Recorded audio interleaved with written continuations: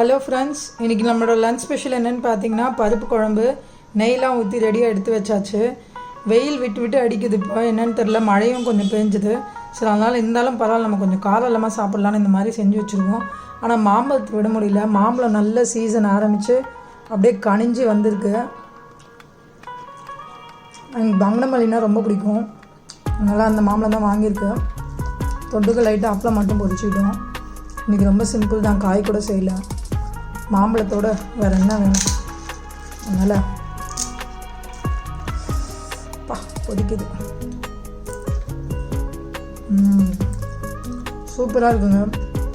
மாம்பழம் தனியாக சாப்பிட்டா ஒரு ருசினா, இந்த சாம்பார், இந்த பருப்பு வகையான குழம்புகள்லாம் இருக்குல்ல, மசியல் கடையெல்லாம் சொல்லுவாங்க, அந்த மாதிரிலாம் செஞ்சு வச்சு நீங்கள் மாம்பழத்தோடு சாப்பிட்டு பாருங்களேன், வேறு லெவலு. சில பேர் மீன் குழம்புல போட்டு சாப்பிடுவாங்க, அது ஒரு மாதிரி டேஸ்ட்டாக இருக்கும்.